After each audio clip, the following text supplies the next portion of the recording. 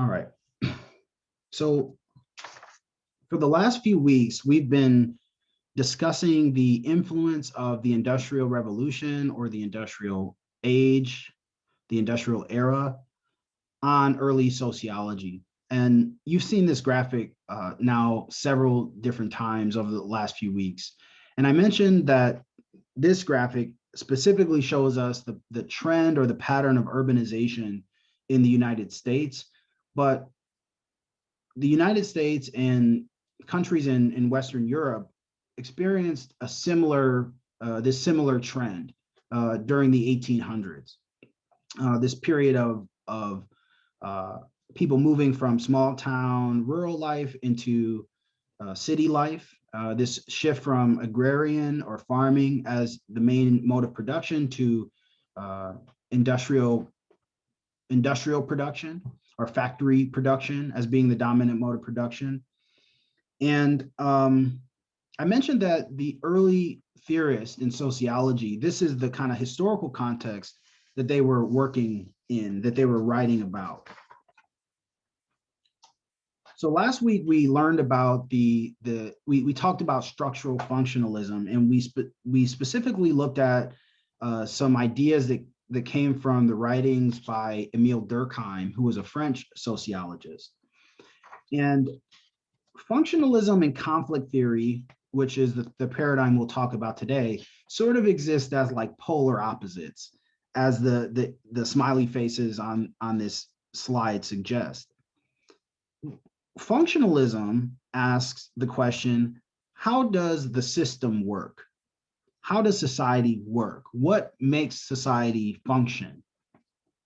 And remember, Emile Durkheim, who's just one functionalist, but he came to the conclusion that, yes, society is shifting from the old way of living to this modern industrial capitalist city way of living.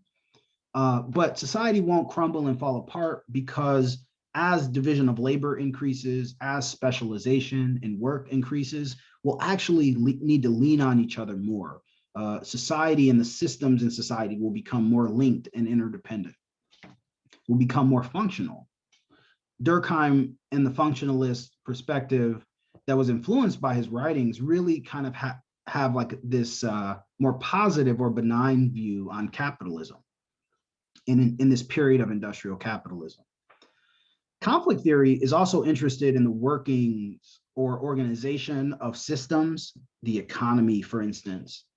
But conflict theorists say that under capitalism, social life is organized in a way that creates conflict, not harmony, and not doesn't make us aware of our connections with each other. In fact, it divides us some more and brings us into conflict with each other.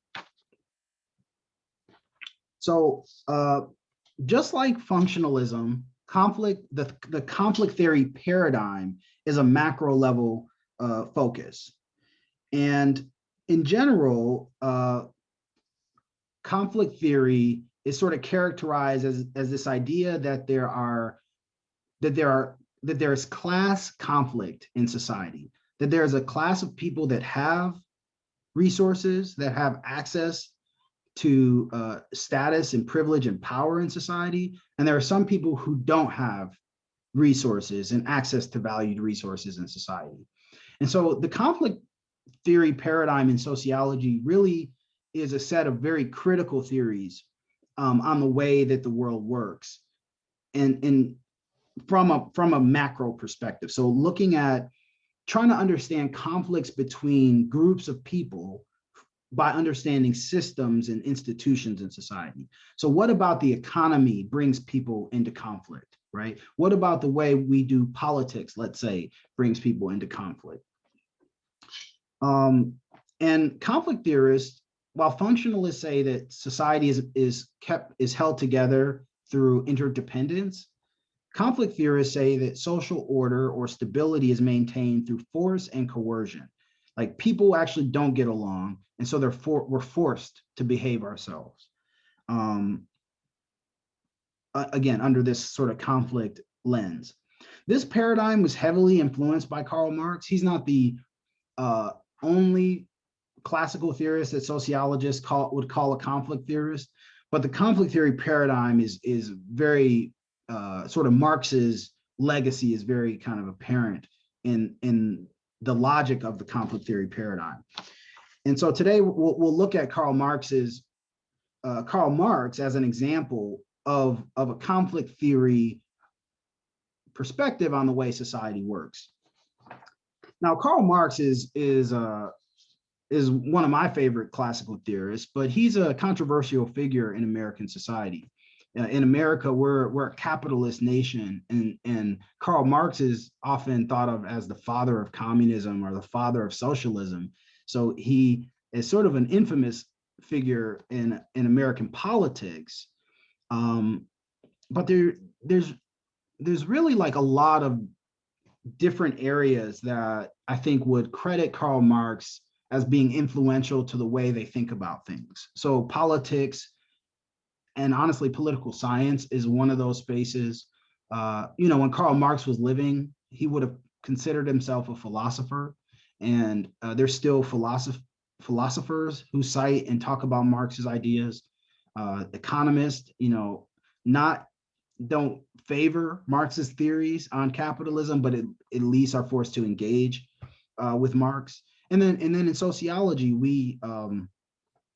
we talk a lot about Marx for his critiques of capitalism, and really his theory on class conflict. And so sociology theory tends to pull from a book called Das Kapital, or Capital, which was published in 1867 by Karl Marx and his colleague Frederick Engels. In this book, he outlines his critiques of capitalism and what really sort of sets the parameters for a sociological theory on conflict under capitalism. Again, conflict theorists are trying to, or conflict theorists are not trying to, they do examine power differentials or power imbalances that exist within social systems, in the social relationships that kind of make up social systems. When it comes to a theory about the economy or capitalism, a Marxist take on capitalism would say that there are power differences in the economy that are inherent in capitalism. And these power differences create a hierarchy of people. They're really a two-class hierarchy. There's people who give orders, and there's people who obey orders.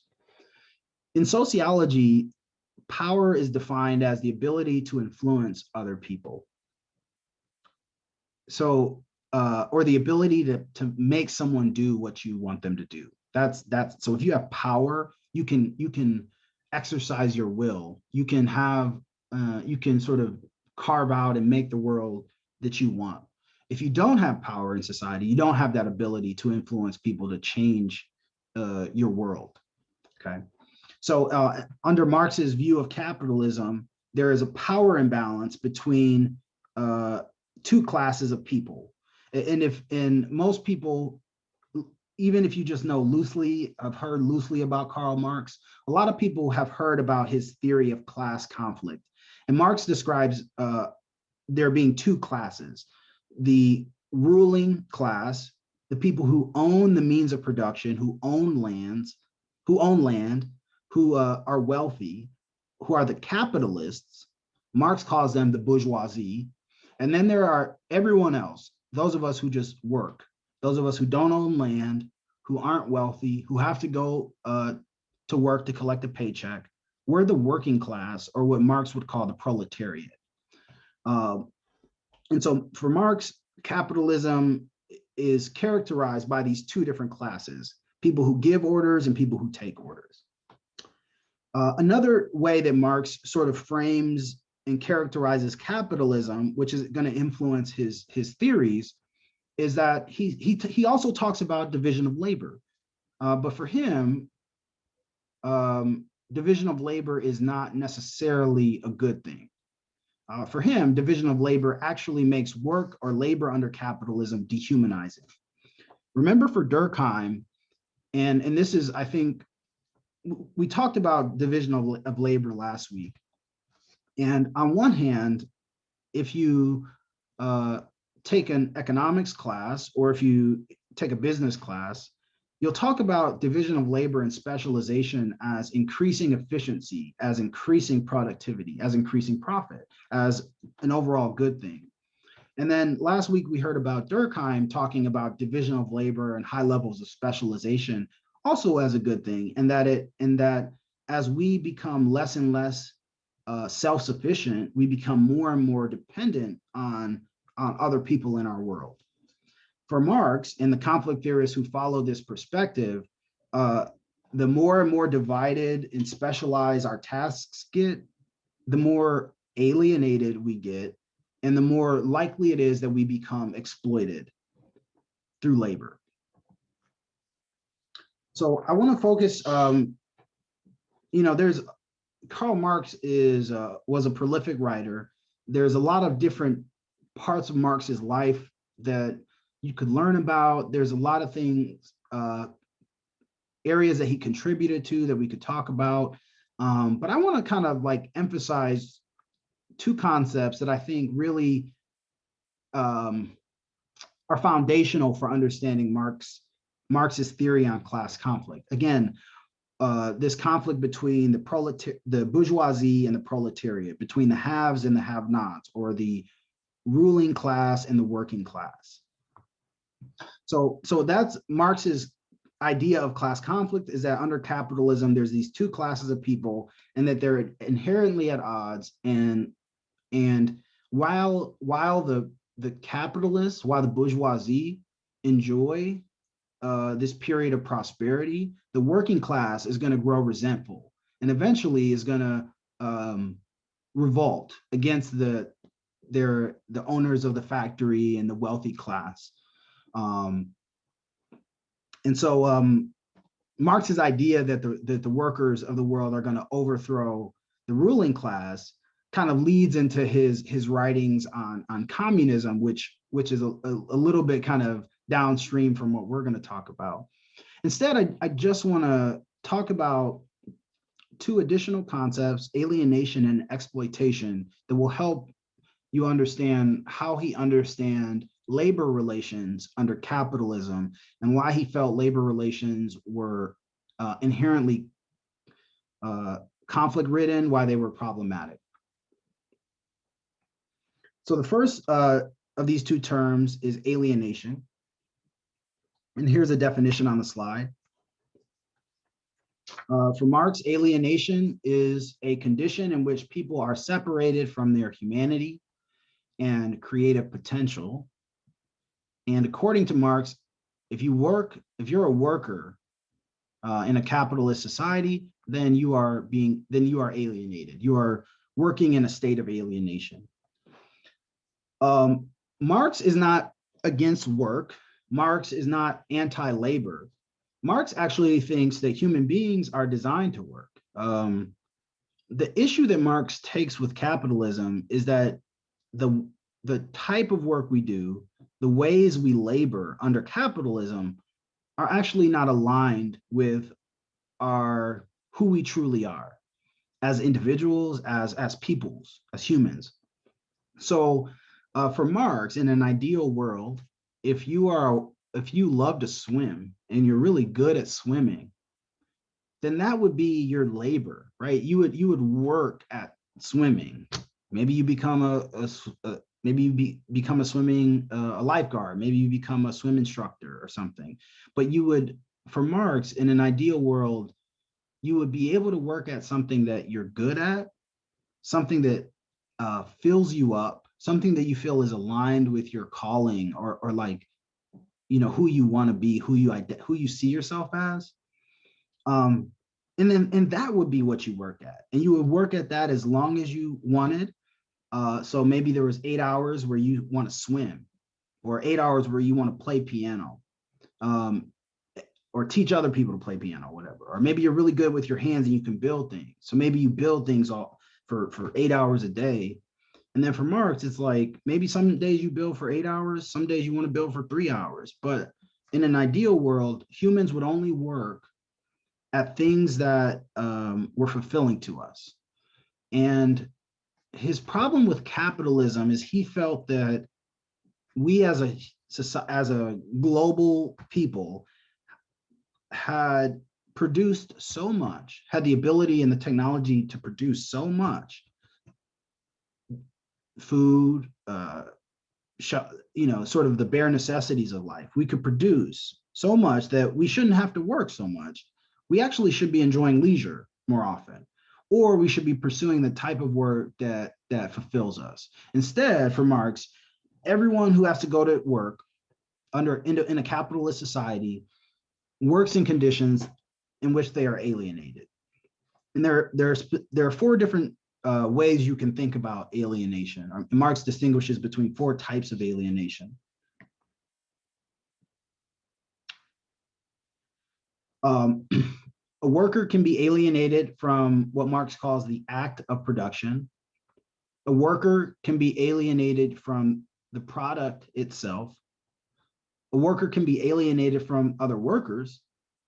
And a worker can be alienated from what Marx calls their true species essence. Now, I don't want to pick on. I don't know if any of you work at Chick-fil-A, but I want to use Chick-fil-A as an example, not to pick on Chick-fil-A, but because I think it's just a place that most of us are familiar with. Now, Marx is writing at a time where for him, labor is really under the industrial capitalism that he was looking at was really factory work, okay? So, and we could use the example of like an assembly line at maybe a car factory, like the Ford factory or something. But I think Chick-fil-A is an example that most of us are much more familiar with than a car factory, let's say. All right. So, okay, so for instance, this first one, workers are alienated from the act of production. If you think about Chick-fil-A, and we'll kind of work with these first two, the product and the act of production. At Chick-fil-A, think about the product that Chick-fil-A is, think about what Chick-fil-A produces. What is the product that they sell? Obviously, you can pull up to the window and buy a lot of products, but to simplify this example, let's say Chick-fil-A, they make value meals. Okay, a sandwich, the fries, and a drink. That's the product. That's what's being produced at Chick-fil-A. The act of production is like the entire process. Like, what does it take to get a value meal into a customer's hand? On the far upstream side, we're talking about like farming, right? Chickens, potatoes. We're talking about like where's the raw ingredients going to come from. Then we're dealing in terms of still this act of production, the entire production process at Chick-fil-A. There's got to be I'm sure there's a headquarters, even though Chick-fil-A is like franchised. Then there's shipping and distribution and the logistics that go into that part of the operation, right? Then at each individual store, there's management and staffing and operation decisions that have to be made. And then within each shift, right, the work, there's an entire process to get from taking the customer's order to getting that customer the final product, which is the value meal.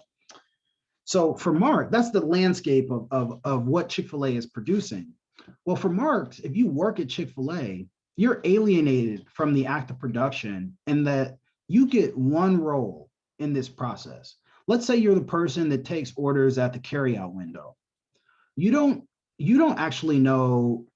You might know when a shipment of French fries is going to come on Tuesday to your store, but you really don't know the entire logistics or the entire operation of how the products go from farm to storage to transportation to shipment to get to your restaurant. You're alienated from that side. And then even on your shift, as you take people's orders, the customer, if I'm a customer, right, we're coming there for the meal.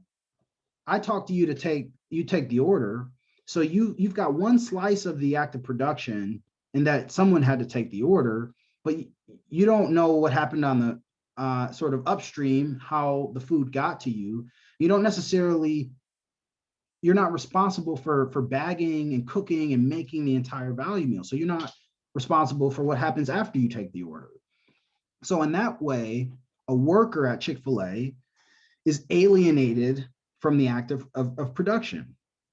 And then the way you're alienated from the product, if to keep this example consistent, if the product is a value meal, you and you're taking the order at the window, someone else is going to make the fries, someone else is going to make the chicken and wrap the sandwich, and maybe you take the order and you're the person who hands them the value meal, but you actually didn't make that product. You weren't involved in the act of production, and you're not responsible for this final product, and that makes you alienated, according to Marx. In an ideal world, let's say you were a world-class chair builder. For Marx, you would go get the wood, you would chop the wood, right? You would whittle the wood and sand the wood, you would make your chair, and then you'd take your chair to market. You'd be responsible for the entire act of production, and you'd be completely connected to the final product, which is the chair. Under capitalism, workers are also alienated from other workers. So if you, just to keep the Chick-fil-A example going, if you work at a Chick-fil-A in Boston, right, you don't necessarily know or have connection with the people who work at Chick-fil-A headquarters. You definitely probably don't know the guys who drive the trucks, who bring in the shipments for Chick-fil-A. Maybe there's a Chick-fil-A social media presence, and there may be a staff of people who deal with that. The average worker at a Chick-fil-A restaurant is completely alienated from those people. But then even at your restaurant itself, let's say you work the morning shift, you work the opening shift at Chick-fil-A. Maybe there's someone that works a night shift that you never see, right? Because you guys just don't work the same shift. And so you're alienated in that way, and that you don't even know the entire kind of staff at your company. And then even within your morning shift at Chick-fil-A, you're alienated because you're at the station where you're taking orders. It's like I'm at the station where I'm taking orders, and then I'm at the window taking orders, and Jacqueline, you're at the cash register in the store taking orders, and Robert, you're making the fries, and Serenity, you're making the nuggets or something. So we're all in that kitchen in that small space together, but because we're each in our specialized role, we can't talk to each other necessarily about what we're doing in that role, in that space. Now, that example might start to break down, because I know at fast food, a lot of times people wear multiple different hats, right? You might be on the register one day and working the burgers the next day, etc. But in general, Marx would say that workers are even alienated from other workers. I'll use another example, thinking about education or schools. Like, as a teacher, Marx would say, I'm alienated from other teachers. I'm alienated. I have more interaction with students than I do with the professors, than everyone who's a professor at Curry.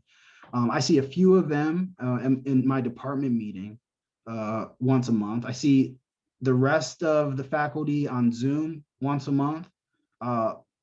But in terms of our day-to-day tasks, our day-to-day labor, we're completely alienated. Like, I don't know necessarily what the biology professor is doing or what the psychology professor is doing, and they don't necessarily know what I'm doing. In that way, Marx would say, even a high status profession like lawyers or doctors are also alienated from each other. Under capitalism, unless you own stuff, or unless you're so wealthy where you don't got to work, Marx would say you're alienated.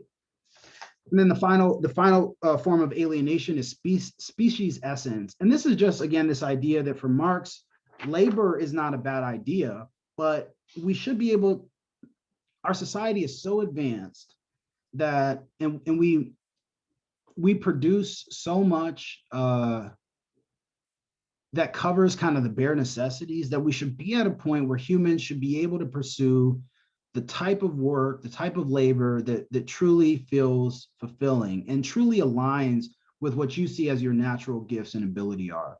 So maybe you feel like you just have the hands of a piano player, and your whole life you've been good at piano or guitar or something, but mom and dad is like, that's not a real job, so you go off and work at Chick-fil-A or something.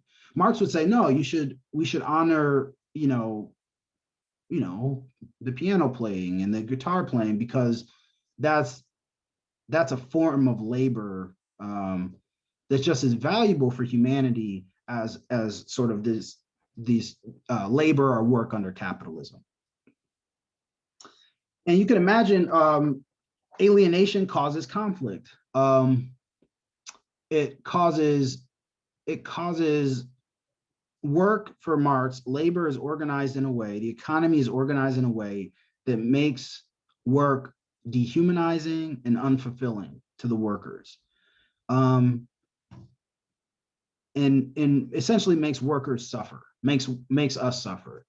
Meanwhile, capitalists, the owners of land, the owners of factories, the wealthy elite in society,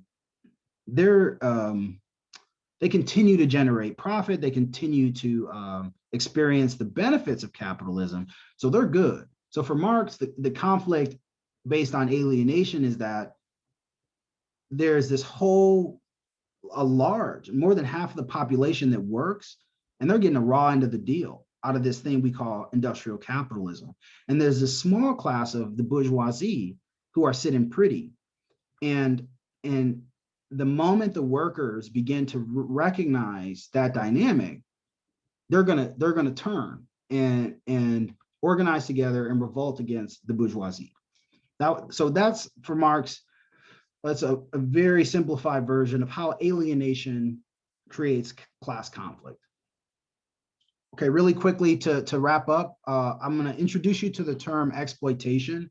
And really, there's kind of like a second part to this lecture. There's a video in the week 6 folder on Canvas. And yeah, so I'll introduce you to exploitation, kind of just very surface level, and give you an example. And then there's like a second part to this. It's a pre-recorded lecture that I think you should check out on Canvas. Okay, here's Marx's definition of exploitation. Exploitation is the forced appropriation of the unpaid labor of workers. It's the theft of unpaid labor of workers. Exploitation, another way to say it is exploitation. If you're being exploited as a worker, it means you don't have the ability to keep the true value of your labor, or you don't have the ability to control the true value of your labor. Similar to alienation, for Marx, if you work, unless you own land, unless you own a company, unless you are very, very rich and you don't have to work, you're being exploited under this thing we call industrial capitalism. So exploitation is theft. And what is being stolen for Marx, what Marx says is being stolen is profit. And to understand why Marx thinks profit is being stolen, I have kind of a simple example to share with you. Okay. So exploitation is the inability to keep or control the true value of your labor. And here's a little kind of vignette to help us think about what Marx means by, under capitalism, workers are being stolen from and are not being compensated the true value of their labor power. It's Marxist terminology. Okay, so for Marx, this is not necessarily how he came across this idea. It's just I'm framing it as sort of like a thought experiment, right? So imagine Marx asking, and you can ask yourself this question, kind of think about when someone goes to work, what's a fair wage to pay someone? What's like a fair exchange between the laborer and the owner of a company? I come to work, and through my human capital, through my time and the skills that I bring to your company, I'm going to generate some amount of profit, I'm guessing, for your company. But you're the employer, so will you pay me every cent of the profit that I generate for you? Or like what's a fair exchange? Now, obviously, in a manager worker relationship, this kind of conversation would never be had. But this is kind of what Marx is trying to understand, because Marx thinks that the exchange is problematic. Okay, so so yeah, I'm a worker. I want to sell my labor to a company, and they're going to pay me some wages, and I want to know if my wages are fair or not. Like if I'm being paid a fair wage, or if I'm being exploited, according to Marx. So if exploitation is the inability to keep or control your true, the true value of your labor power, we have to quickly kind of just unpack what Marx meant by that. Like, what does it mean, the true value of your labor power? What is that? So this is a simplified example, but imagine again you're a chair maker, and this is a simplified marketplace, a simplified economy. In this world, you are solely responsible. You're a world-class chair maker. Let's say you make like I don't know, you make high-end furniture, but chairs specifically. How much is your labor worth, right? How much should someone pay you to make chairs? For Marx, if you were in control of your labor power,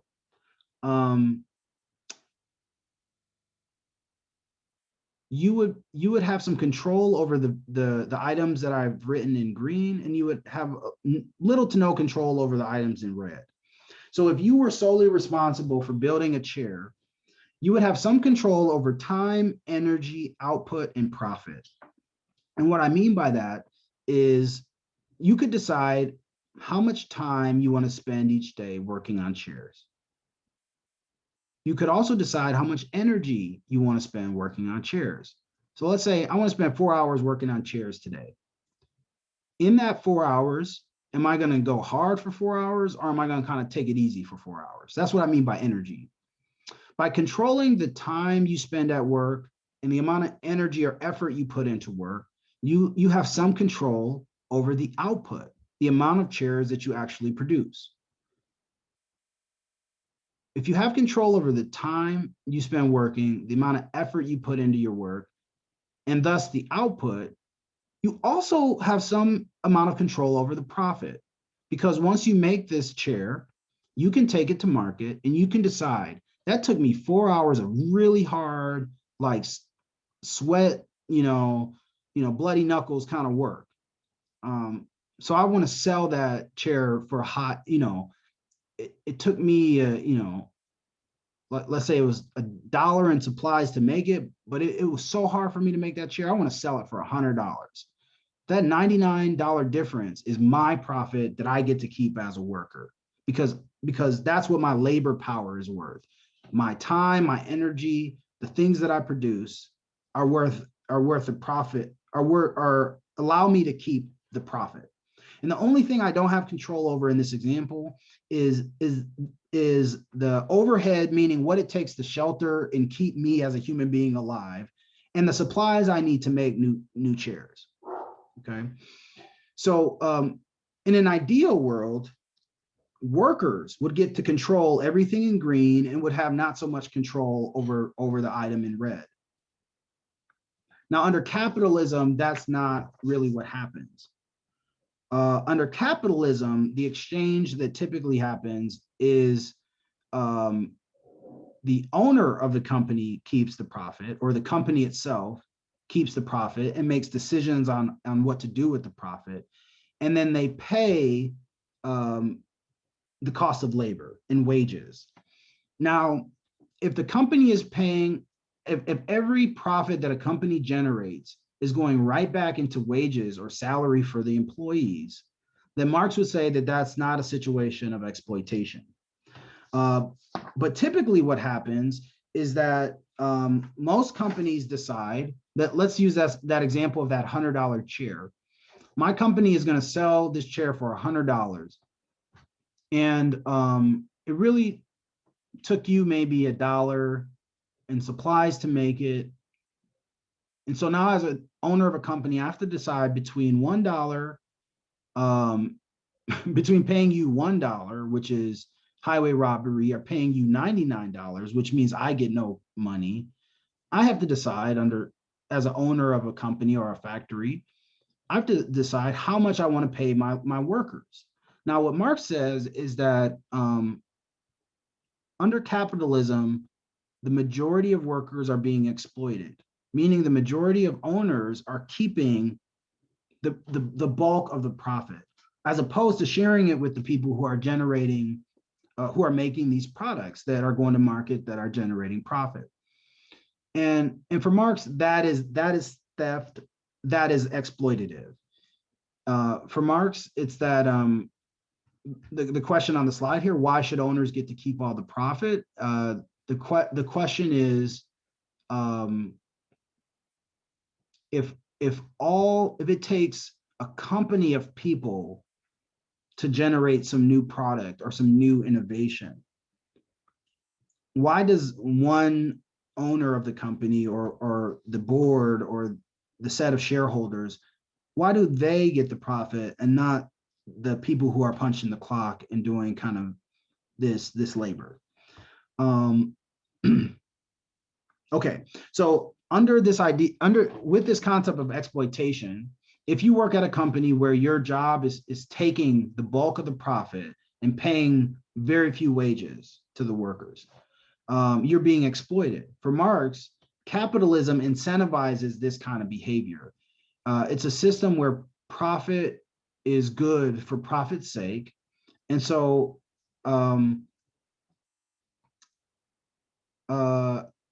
conflict ensues in the sense that owners aren't treating their workers fairly.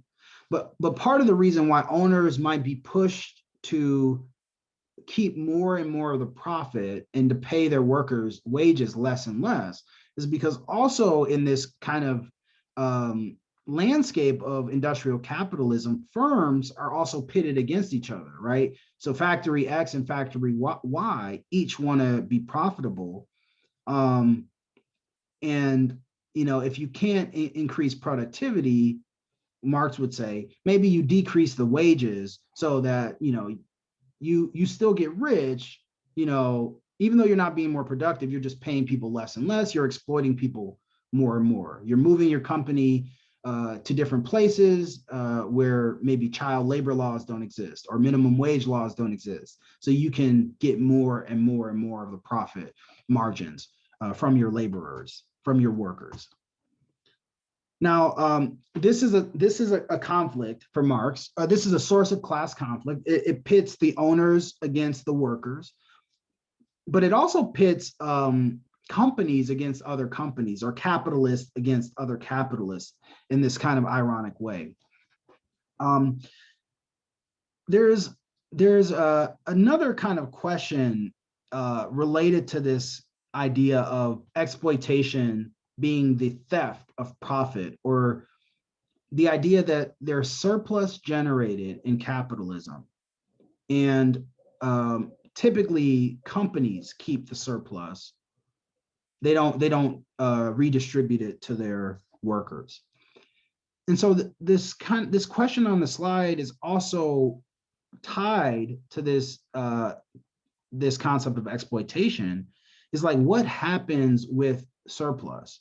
if part of what capitalism is designed to do is to increase productivity and efficiency, so that 150 years after Marx was writing, theoretically we're living in a world where we have produced so much in terms of things, in terms of commodities, but also we've generated wealth beyond measure. Well, what happens with all the wealth that's being generated? Where does it go? And how does that surplus of wealth contribute to additional forms of conflict under capitalism? The answer to that question is one that Marx, I don't think, was alive long enough to write about, but some sociologists who have followed the Marxist tradition have speculated and have created, I think, really solid theories to talk about how, kind of starting with the inspiration of Marx's early writings, like how modern capitalism continues to experience some of these same problems of class antagonisms or class conflicts. So the answer to this question, I think a possible answer, one of many possible answers to this question, what is done with surplus? What's done with if capitalists are stealing the profit, if they're stealing the surplus from the proletariat, from the working class, what do they do with it once they have it? The answer to that question, one of many possible answers to this question, is the subject of the video, the pre-recorded lecture that I posted on Canvas. So I would say both of these together, this lecture I just gave and the pre-recorded lecture that's on Canvas, I think both together will help you make sense of what's called a Marxist perspective on class conflict. All right, let me stop the